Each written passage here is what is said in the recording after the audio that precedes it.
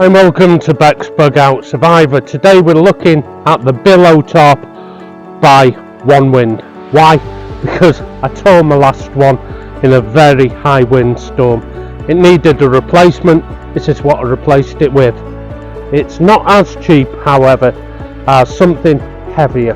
So you've got to decide if you want heavier, cheaper, or something a lot more compact and light. It's going to cost you a little more. Hop, skipping the jump. As always on Beck's Bug Out Survivor, I am going to be brutally honest with you. I'm going to pull no punches and tell you all the details you're ever going to want to know. Then it's your decision. And it's only a decision you can make alone. This is it. Nice, lightweight. It also needs some stakes and some cordage and elastics, which it comes with, so that isn't it. You need that as well. So that's your package. I have managed to break this package down a hell of a lot lighter and a hell of a lot more compact by changing out the hardware. I would kind of say this, take it or leave it. If you are a newbie, everything you want is here. But make sure you do tune in to the next video where I do put all the lightweight hardware onto this and discount all this. The company that makes the tarp is called One Wind. We're going to have a look at the price and then the weights, the materials. As I said before, I'm going to let you know the good, the bad and the ugly. The cordage itself is the orange cordage here. It's not the best quality regarding it being lightweight and compact, but it's plenty sturdy enough. So that is going to last you a long time until such time you want to replace it with something a little lighter, more compact. Let's take everything out here.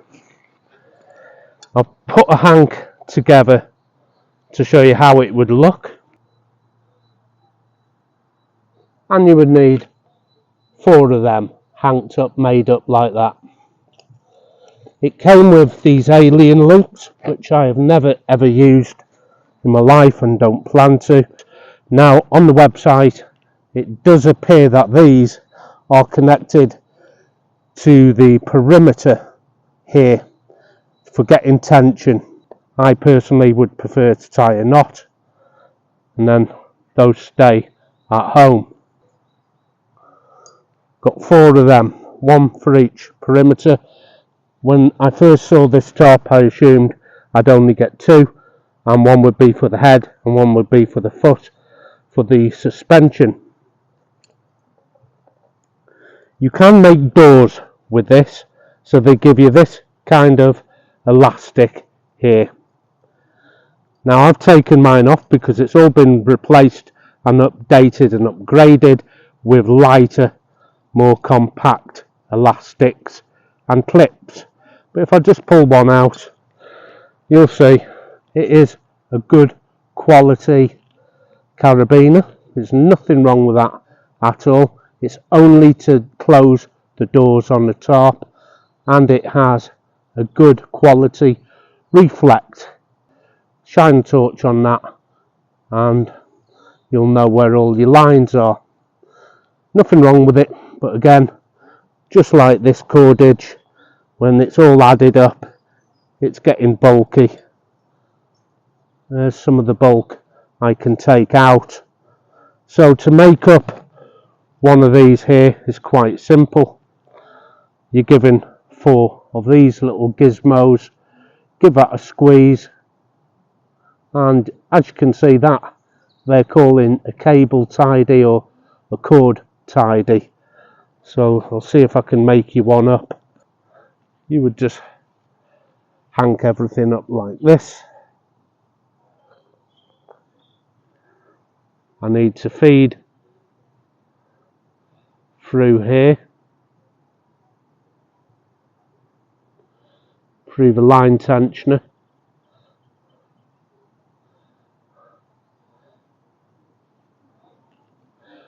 Now I would probably use the alien loops for the head and the foot, to be quite honest, because you do have this adjustment here where I can pull to get the tension. I just need to make a loop in the end of that to accommodate a peg.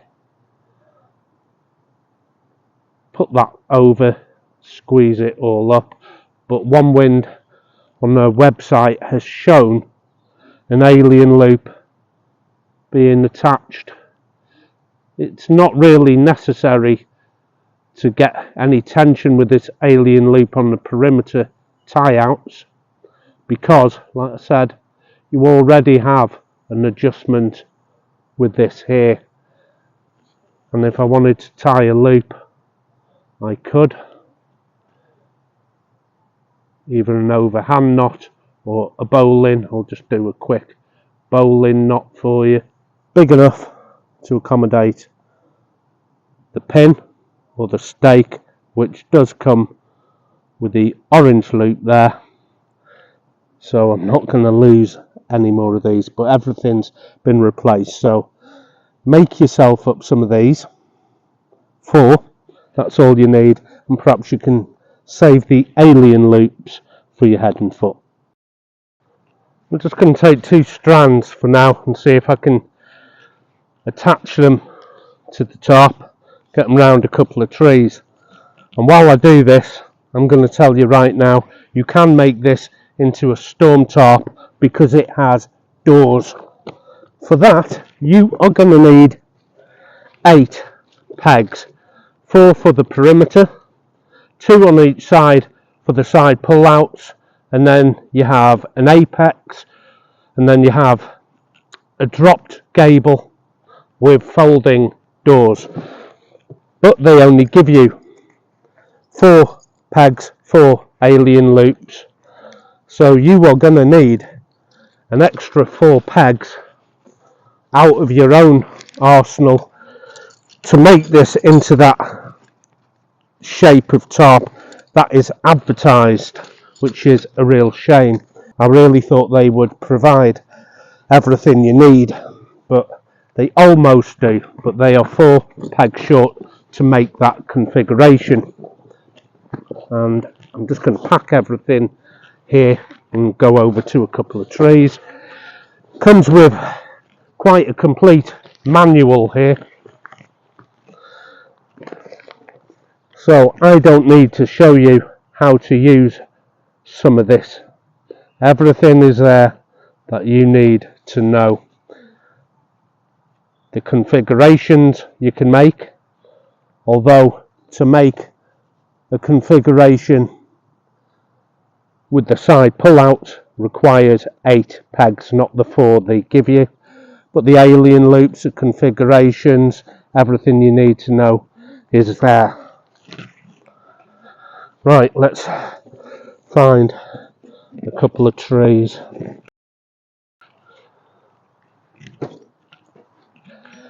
Packed up like this, the dimensions are 9 by 28 centimeters, old school 3.5 inches by 11, very compact. On my scale, this weighs 845 grams, advertised 1.86 pounds, including the suspension, which is 240 grams on its own. The tarp itself is made of a 1 ounce 20 denier ripstop silicone, so that is what is going to make it light and waterproof to 4,000. You can use it in any season. The only reason I'm going to stick to using this for 3 seasons is in winter. Here in the UK, the winds are horrific, as where something heavier like a polyester, you're in no danger of it blowing away while you're trying to pitch it, getting caught up in thickets and branches and tearing. So I'm going to look after this and just use it for the 3 season.